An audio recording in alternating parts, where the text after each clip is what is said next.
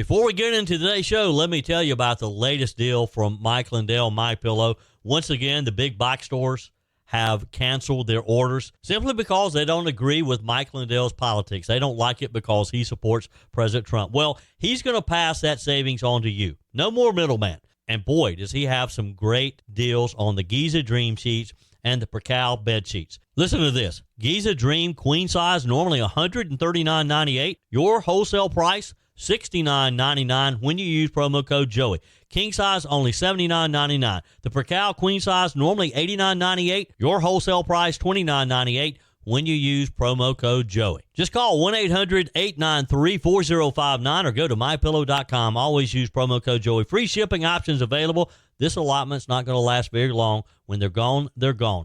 MyPillow.com. Promo code Joey. Thanks for joining me in the PhD Weight Loss and Nutrition Studios. To lose weight for the last time, visit myphdweightloss.com. Welcome in. Glad to have you spend a few minutes of your day with me. The Trump administration posted another win with the U.S. Supreme Court yesterday. This time the court agreed that the administration had the authority to fire the tens of thousands of probationary federal employees and do not have to reinstate them as ordered by a lower court. In another lower court action, the federal judge has ordered the Associated Press must be restored to the White House press pool after President Trump banned the wire service for refusing to adopt his renaming of the Gulf of Mexico as the Gulf of America. Secretary of Defense Pete Hegseth yesterday said that the U.S. will take back the Panama Canal from China's influence as Washington tries to reassert control over this major trade route. And a Princeton professor appeared on MSNBC and claimed, unchallenged by the way, that all 78 million people, you and me, who voted for Donald Trump, are racist and couldn't bring ourselves to vote for a black woman. Didn't matter that Kamala Harris was totally unqualified. We didn't vote for her because she's black. I told you we'd be back. And ye shall know the truth, and the truth shall make you free. It's Joey Hudson. I wanted to name it the Joey Hudson bill, but, you know, they don't allow you to put names on bills. But I wanted to call it the Joey Hudson bill because I know that one's been near and dear to you for a number of years. That's how it's done. Let your voice be heard. And the truth shall set you free. Here's Joey Hudson. It was another anxious day for investors yesterday. The S&P 500 closed down nearly 5,000 for the first time in almost a year following yesterday's volatile session and a strong morning rally yesterday had us encouraged for a brief moment. It faded as we learn more details about the tariffs. And it looks like that more of those tariffs are going to take effect. After stocks tumbled at their fastest pace since the pandemic in the last 3 days, investors showed some signs of hope earlier in the day that President Trump would possibly soften his stance or postpone the today's deadline for tariffs. Ain't going to happen. White House Press Secretary Caroline Leavitt said that Trump expects tariffs to go into effect while nearly 70 countries have reached out looking to begin negotiations to reduce the impact of U.S. trade policies. Market participants were optimistic this morning that we would get some sort of sign that we are moving closer to a deal. Lindsay Bell, chief market strategist at Clearonomics in New York, said that doesn't seem to be necessarily the case as we're quickly approaching the deadline and investors are losing confidence. The White House said also yesterday that it expects more tariffs on China to go into effect today. This was after China had said earlier it would never accept the, quote, blackmail nature of the U.S. To Trump's threat to ratchet up tariffs on Chinese imports to more than 100%. United States Trade Representative Jamieson Greer, said earlier that exemptions to the global tariffs are not expected in the near term.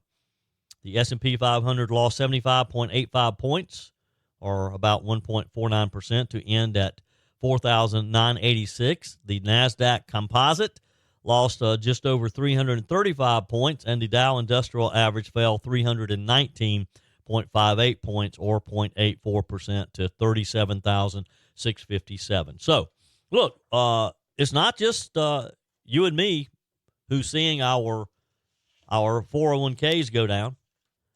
President Trump, who, of course, fired the first shots in this global trade war last week, he's seeing the results as well.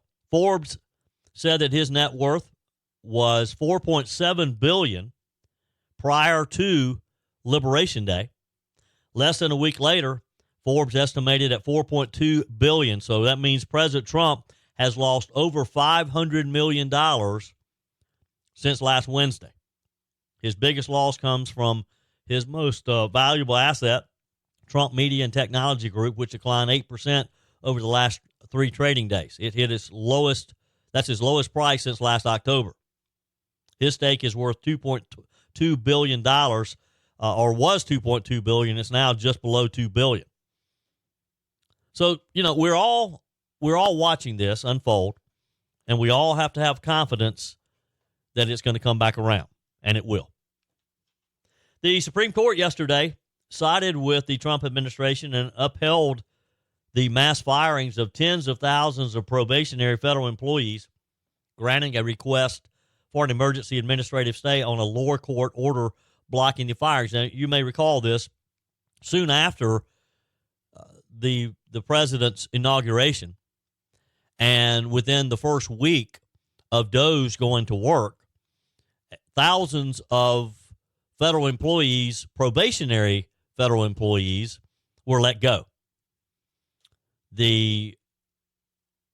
Of course, the Trump administration was sued. A lower activist federal judge, a district judge, ruled that the Trump administration could not fire these probationary federal employees as they had done. The Supreme Court yesterday saying, well, actually, they can. The Trump administration can, in fact, fire federal employees. The court said in the order the district court's injunction was based solely on the allegations of the non-profit organization plaintiffs in this case. But under established law, those allegations are presently insufficient to support the organization's standing. The majority of the high court ruled that the plaintiffs, these nonprofit organizations who had sued to reinstate the employees, lacked standing to sue. Justice Sonia Sotomayor and Justice Ketanji Brown Jackson would have denied the application. They voted against this. In their final brief to the Supreme Court, government attorneys argued that lower courts overstepped their authority by ordering the reinstatement of probationary employees last month. This battle stems from, of course, the termination of about 16,000 probationary federal employees since President Trump took office. This prompted this wave of lawsuits from Democrat-led states and former workers. Now, probationary employees are particularly vulnerable to termination because they don't have the civil service protections granted that full-time federal employees do, which is a good thing. Federal employees, because of their civil service protections, are almost impossible to fire, whether they're doing their job or not, and that's a problem. So Trump realized that he could fire the probationary employees, and that would be a good starting point to reduce the federal government size. Justice Department lawyers warned that forcing the government to rehire these employees would create what they called chaos across the various federal agencies affected. They've also said that the firings were tied to poor performance, an allegation, of course, that the dismissed employees are disputing. Last month, a federal judge in Baltimore ordered the Trump administration to reinstate the probationary employees. Chief Judge James Breder also directed the administration to return within 7 days with a list of the affected employees and an explanation of how the agencies were complying with the reinstatement order. Of course, the Trump administration protested that. They filed their appeals. The Supreme Court ruling, the plaintiffs argued that the Trump administration's decimation of the probationary staff had caused deep and lasting harm to key federal agencies.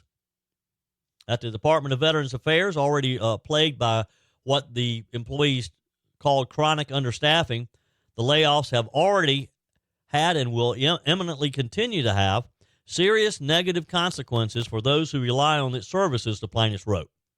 See, they're wanting to scare people that veterans won't get their services they deserve.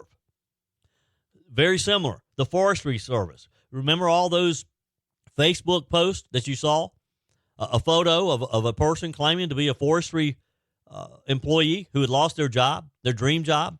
The plaintiffs argued that cuts to the Forest Service and the Bureau of Land Management have already harmed and will continue to harm the ability of respondent environmental and outdoor organizations to enjoy and protect a wide range of federal lands and resources. The plaintiffs, represented by the American Federation of Government Employees, argued that the terminations have already caused significant disruptions across the federal government and have impaired these agencies' ability to carry out their critical functions. Look, if you can't fire federal employees, how do you ever reduce the size of government? You can't, can you?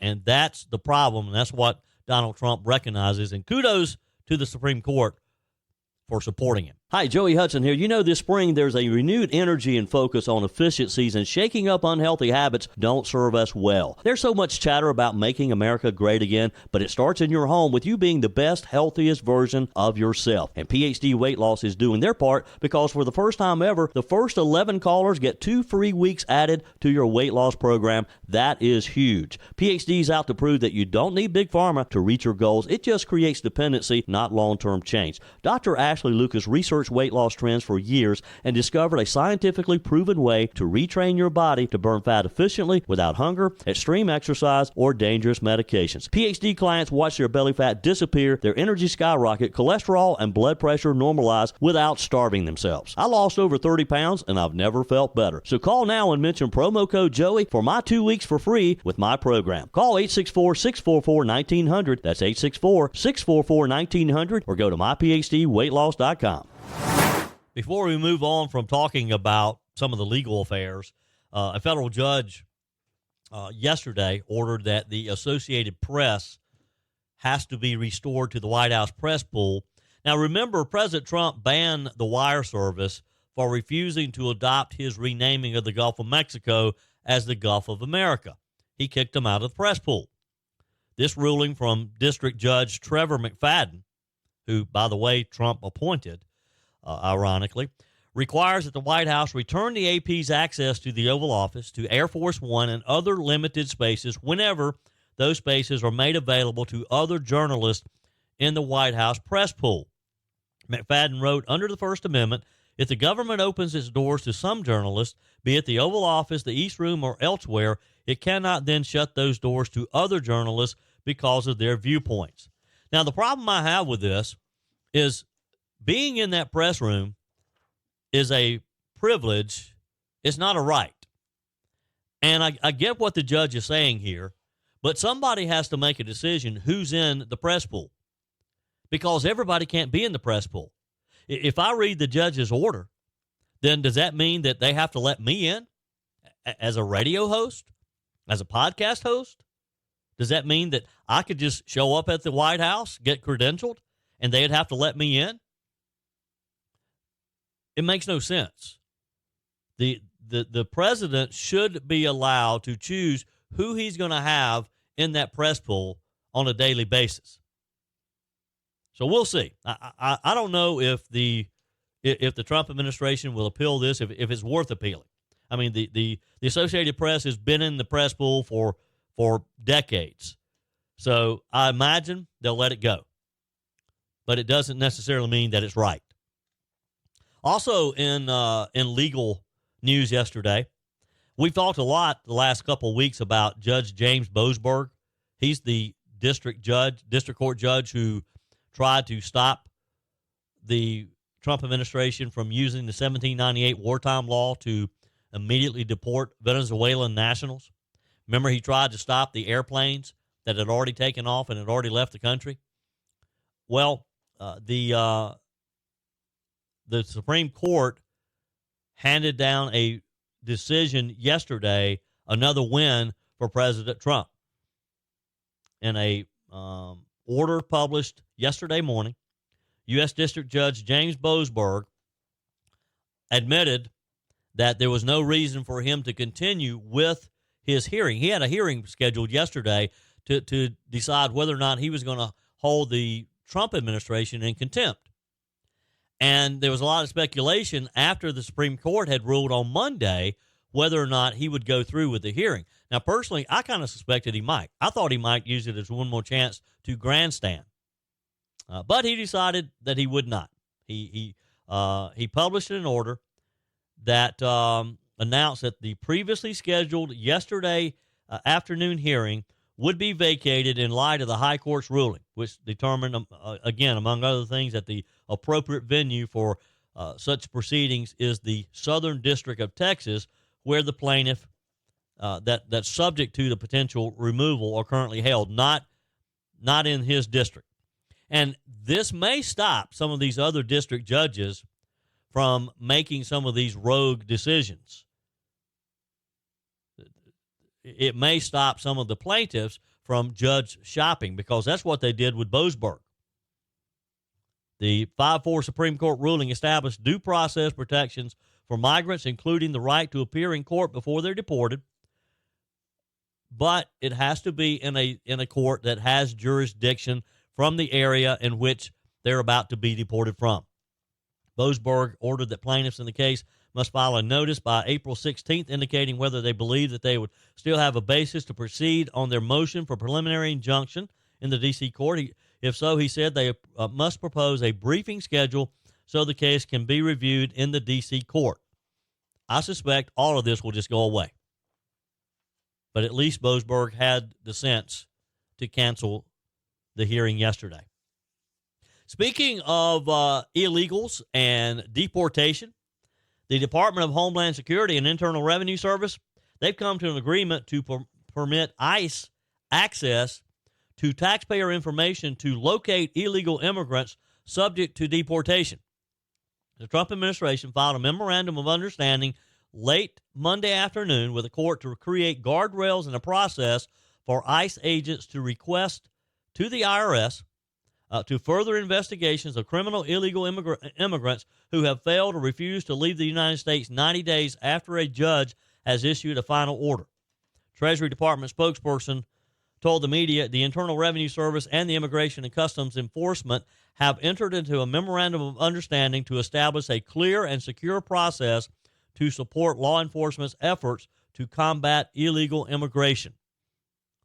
The statement said the basis for the memorandum of understanding are founded in longstanding authorities granted by Congress, which serve to protect the privacy of law-abiding Americans while streamlining the ability to pursue criminals. So a senior Treasury Department official said that the illegal immigrants have been given due process but have overstayed 90 days post a judge's removal order. The MOU outlines a process to ensure that sensitive taxpayer data information is protected while allowing law enforcement to pursue these criminals. A draft agreement reported last month by the Washington Post said that it would limit ICE to confirm the addresses of illegal immigrants who have final removal orders. So basically, if they're looking for somebody, they can ask the Internal Revenue Service for their last known address to help them find this person and pick them up and take them, give them a flight back home or from wherever they came. The deal would allow ICE to submit the names and the addresses, and the IRS would then confirm their last place of residence. This is the old, you can run, but you cannot hide. Continuing today's show, I've kind of gotten behind on text messages. Thank you. Can keep them coming. You can leave me a message, too, on the MyPillow message line. Just call 864-477-JOEY, 864-477-5639. Always use promo code Joey when you go to MyPillow.com, and you'll get the very best deal Mike Lindell has to offer you. And speaking of some good deals, boy, Mike has some great deals.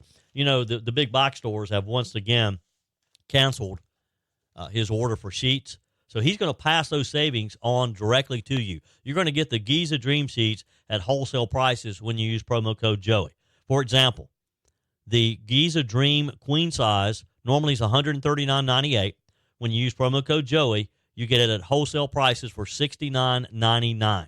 Just go to MyPillow.com or call 800-893-4059. Use promo code Joey. Same thing with the Piquel Percale queen size, normally $89.98. Your wholesale sale price, only $29.98. You can get king size for $34.98 as well.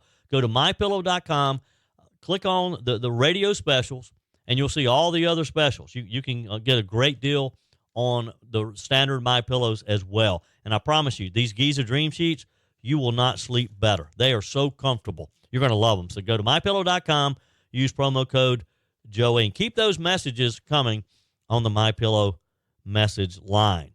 Jennifer writes on the text line, "Hey, Joey, it's Jennifer. I've wondered since January 20th how long Trump could keep winning, as he likes to say, until Trump haters could interfere.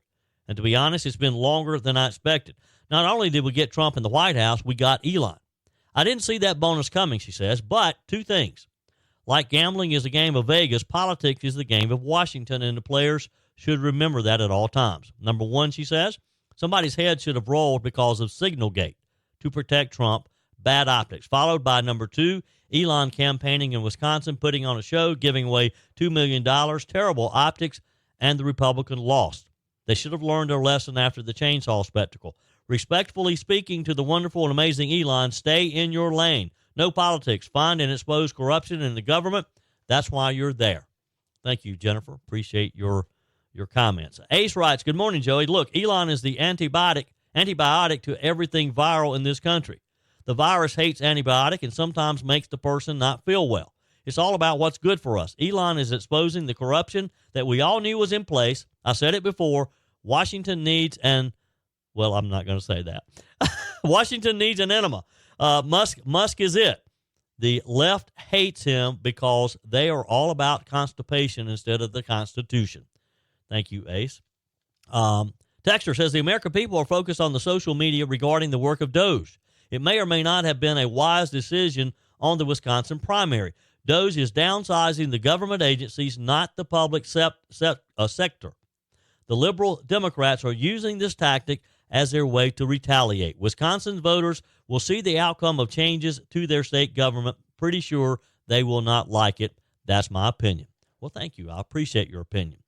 Tony says, "Joey, until the media stops the fear of the tariffs, media will just get worse because the media wants his tariffs to fail and not be successful." Tony, we know that. The media wants Trump to fail miserably. Albert writes, this is the short version. "Woke Democrat federal employee lies to family about being laid off. A friend of mine received a call from a family member who claimed to have lost her job in the first round of Doe's recommended cutbacks. After telling family members this, she stopped communicating with them. Many worried family members reached out with offers of financial support if needed. No reply from her.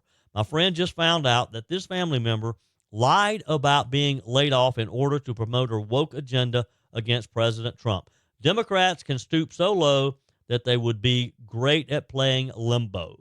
President Trump, keep on dozing and fighting for real Americans." Appreciate that. Your text messages are welcome as well. Faye writes, "Joey, these anti-humans who have all the time in the world to protest have got to know that when a country imports more than it exports, well, that country can't survive. Our small towns in South Carolina were alive and well until Smarty Clinton installed NAFTA. Now I don't know how folks living in these small towns can survive. Clinton, South Carolina, is considering a neighborhood of 600 new homes. Where on God's green earth will they work? The plants and mills have all closed. Makes no sense to me, but not much that government does make sense to me anymore. Joey, please continue to make sense of this nonsense." I will try my best, Faye. Texter says, "Joey, as a truck driver, it's frustrating to me when I hear about we're going into a recession. The trucking industry has been in a recession for 2 years now. Every week, trucking companies are filing for bankruptcy." Well, hang in there. We need our truck drivers, and we appreciate what you do. Secretary of Defense Pete Hegseth yesterday said that the U.S. will take back the Panama Canal from China's influence as Washington tries to reassert control over this major trade route. "The United States of America will not allow communist China or any other country to threaten the canal's operation or integrity. To this end, the United States and Panama have done more in recent weeks to strengthen our defense and security cooperation than we have in decades. that includes our meeting today and announcements to come. Our relationship with Panama, especially our security relationship, will continue to grow in the months and years ahead. Our relationship is growing in part to meet Communist China's rising challenge. China-based companies continue to control critical infrastructure in the canal area. That gives China the potential to conduct surveillance activities across Panama. This makes Panama and the United States less secure, less prosperous, and less sovereign. I want to be very clear. China did not build this canal. China does not operate this canal. And China will not weaponize this canal. Together, we will take back the Panama Canal from China's influence. And we will do this along with other capable, like-minded allies and partners. This is what peace through strength looks like. Yes, sir, it does. Now, Panama has repeatedly rejected the Trump administration's claims that China effectively controls the canal as it operates two major ports on either end of the waterway. I mean, that's kind of a giveaway, isn't it? If you have a major port at the beginning and you have a major port at the end and you're kind of controlling, I think you control the canal, don't you? The Central American nation withdrew from its 2017 Belt and Road Initiative agreements with Beijing earlier this year in a signal that Panama has chosen to side with the Trump administration in this somewhat of a geopolitical spat. Secretary Hegseth laid out a litany of joint exercises, some operations, and just a general presence of the U.S. military in and around the canal in a move to counter China. The defense secretary said that China-based companies continue to, quote, install critical infrastructure in the canal, which gives China the potential ability to conduct surveillance. He added, this makes Panama and the United States less secure, less prosperous, less sovereign. And he said he wanted to be clear that China did not build the canal. China does not operate the canal. China will not weaponize the canal. The Chinese embassy in D.C., of course, did not immediately respond to requests for comment. Look, I don't want us to end up in a war over the Panama Canal, but the Secretary of Defense is right. I mean, we have to show, this is another example, like we're showing China that we're not going to bow to their threats over the tariffs. We also have to show China that we're not going to bow to their threats of something happening in this region. Just because they have built these major ports on either end of the Panama Canal, we can't cede control to them. Now, look, shame on us for giving the canal away like Jimmy Carter did anyway. That's when someone should have stepped up then. Jimmy Carter should have never given the Panama Canal away. I don't know what he was thinking. This kind of gets back to my conversation earlier this week about politicians, typical politicians, as opposed to Donald Trump. Most politicians, like Jimmy Carter, wanted to be liked, and so that's why he gave the canal away, to make people like him. Donald Trump doesn't care if people like him or not. He doesn't care if these foreign governments like him. He just wants the American people to like him because of the policies that he enforces, the policies that he puts into place. So he could care less what the people of Panama think of him. He could care less for what some of these shipping companies think of him because of the canal. He just simply wants to protect our interest, and that's what he's going to do. Ultimately, he's going to do what is best for you and me, what is best for the U.S. And protecting that canal is a very important thing that we have to do, and Trump understands that. Your comments are welcome on the Furman Ford text line, 864-477-JOEY. That's 864-477-5639. Emails always welcome, joey@joeyhudson.com. Speaking of the Furman Ford text line, it's never been more important to support locally run businesses owned by people who actually live here in the upstate. let me take a minute to talk with you about our friends at Furman Ford. If you're looking for a new vehicle, maybe a great pre-owned vehicle, one you can trust, or maybe you're looking to order that special vehicle. Either way, if you want a new one, a brand new one, or a pre-owned that you can trust, the folks at Furman Ford, they're there to help you. Their name is on the sign because their name is on the line, because every single transaction is important to them. Jim Furman, Matthew Furman. They do business the right way. When you stop by, when you give them a call, or maybe when you just send them a quick email, you're always going to have access to a member of the Furman Ford family. And by the way, they also offer great service, and you're not going to have to wait weeks and weeks to get it done. And you do not have had to purchase your vehicle at Furman Ford. Doesn't even have to be a Ford. They service all makes and models. Visit my friends at Furman Ford online at FurmanFord.com, FurmanFord.com. Wrapping up another show, welcome in all of you racist voters who wanted to destroy our republic because you didn't want to elect a black woman last year. That's what Princeton Professor Eddie Glaude thinks about you. He called out voters who supported President Donald Trump in the 2024 election during an MSNBC interview, telling host Nicole Wallace that those 78 million people voted for someone who wants to destroy the republic because they didn't want to elect a black woman. Right? I don't know what it's going to take for 78 million Americans to deal with what motivated them to make this choice. And the choice that they've made, we have to just be honest, is to literally throw the republic into the trash bin. And this is just one example. The tariffs is another, right? They made the choice. Now, what was behind it? We have to grapple with it, because it's the snake, it's the beast coiled up in the heart, the bosom of the country, as Frederick Douglass said. And the fact that they are doubling down on this shows you what kind of human beings they actually are. Say more.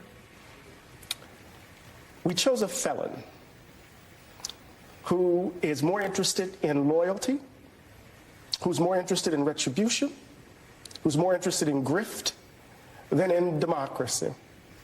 And we chose a felon because we didn't want to elect a black woman. So to read that, to actually explicate that, is to say we would rather destroy the republic than for that to have happened. And until we grapple with it, there's no amount of protesting I could do. There's no amount of resistance that could come into play to actually force 78 million people to grapple with what motivated them to put themselves in this position. Now, Mr. Glaude and Ms. Wallace were discussing the Supreme Court temporarily freezing a lower court order that required the Trump administration to return by midnight a Maryland resident, Kilmar Garcia, who allegedly was wrongfully deported to El Salvador last month. The government has acknowledged that Garcia's removal from the U.S. was an administrative error. The professor continued, we chose a felon who is more interested in loyalty, who is more interested in retribution, who is more interested in grift than in democracy, and we chose a felon because we didn't want to elect a black woman. He thinks that everything centers around race. Wallace agreed with Glaude, didn't call him out, didn't even challenge him, as you heard, with the host saying, you're right in that 78 million people voted for someone who wants to shred the Constitution. He further argued that discrimination was the center of Trump's support, and by way of our association, us too, that we as Trump supporters discriminated against others, people of other races, people of color, people that look differently from us. He was critical of Trump supporters in December, a month after President Trump won decisively over Kamala Harris. While he was speaking to Wallace on her show in December 2024, he insisted that hatred, greed, and selfishness were at the center of Trump's MAGA political movement. He said, so we have the collision of greed and hatred right in front of us, and that's at the heart of the Trumpism, of MAGAism. It's always been greed, always been selfish. It's always been hatred, and now it's in full view, he said. He's also back in November said that Trump had won because whiteness was under threat. Now, he did receive a little pushback from MSNBC host Stephanie Ruhle when he said that. So there's this sense, right, that whiteness, right, is under threat. The demographic shifts. The country isn't what all of these racially ambiguous children on Cheerios commercials are confusing the hell out of me. Right? Eddie, a lot of people voted because their life's too damn expensive, and it was here, and it. They was voted for. You're telling me, Stephanie, that all of these people who believe that their lives are that bread is too high and eggs are too high, that they voted for a convicted felon, a guy who said we can grab the pea. I think that a lot. They voted for this listen, guy. I'm not defending it. But I think there are tons of people that don't pay attention to, and I'm not defending it, don't pay attention to politics at all. But while we live in the most prosperous country in the world, people are saying, life's not fair, I'm not doing well, my son's still living in the basement, I can't seem to get a job, I don't like the status quo, I'm voting for something else, and he was the person. I love you to life, I love you, but I do not believe that. I cannot believe that. And the reason I think you believe it is because you don't want to believe that that's what's really motivating them. It's always the case. People don't want to believe what the country actually is, because if they believe it, they're going to have to confront what's in them. I don't believe that. They voted for a crook, a person who they know is stealing from, just doing everything to undermine the so-called country that they love. And then they're telling us the BS that it's economics. We know that's not true. We know it's not true. And we got to raise our kids in this. Oops. You're allowed. Go ahead. You're allowed. People like this clown just can't allow themselves to admit that Joe Biden and Kamala Harris were utter failures. That, yes, as Ms. Ruhle tried to explain to him, people were hurting. People were tired of the awful prices that we were having to pay for things, the inflation that we suffered under Joe Biden. And this is the problem, because nothing is going to convince Eddie Glaude, who is a black activist, that Trump is not racist, and that every white man and woman who voted for him, you and me, is also a racist, and that we hate our country because we couldn't make ourselves vote for Kamala Harris, who was and is totally unqualified to be president of the United States. She wasn't even qualified to be vice president of the United States. She was only chosen by Joe Biden to be vice president, you'll recall, because he promised his party, the party activists, the people who were responsible for getting him the nomination to begin with, people like James Clyburn from South Carolina, he promised them that he would choose a black woman as his vice presidential running mate. That's the only reason Kamala Harris got the job. It wasn't because she's some scholar who had all of this experience in government. It wasn't because she's very intelligent, because she's not. She can barely string together a sentence. She became famous because of her word salads. It's because she is a black woman, and that's what Joe Biden promised his party. And just because Biden was that stupid didn't mean the rest of the company was. So when people like this guy, when they denigrate the hardworking American people who were ready for a change, who were tired of identity politics, who were tired of being told that they're more than two sexes, who were tired of all the gender crap that we had to put up with, who were tired of all of the DEI, people getting jobs, in some cases taking their jobs, not because they were qualified, but because they checked off some box, because of the color of their skin, because they identified it as something. People were tired of that. People were tired of this leftist regime taking us into a place that nobody wanted to go. But he's never going to understand that. I don't know why. He seems like a fairly intelligent guy. You would think that he could understand this. But for some reason, he thinks because he's a black man that this is the position he has to take.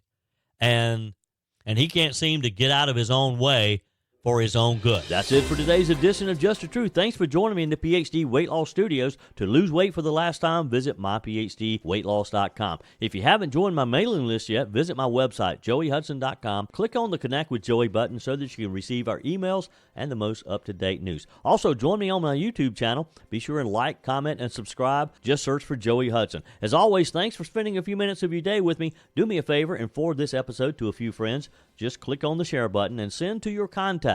We need to build an army of conservatives to win our country back, and we can do that by continuing to share the truth with our friends and family. Keep those comments coming via the Furman Ford text line, 864-477-JOEY. Email to joey@joeyhudson.com, and I love your messages on the MyPillow message line. Again, that's 864-477-JOEY, 864-477-5639. Be sure and take advantage of the MyPillow special, just $14.88 on the standard MyPillows when you use promo code Joey. Order online at mypillow.com or call 800-893-4053. We're back again tomorrow and hope you'll plan to join us. Until then, remember, God's got this. He's still in control.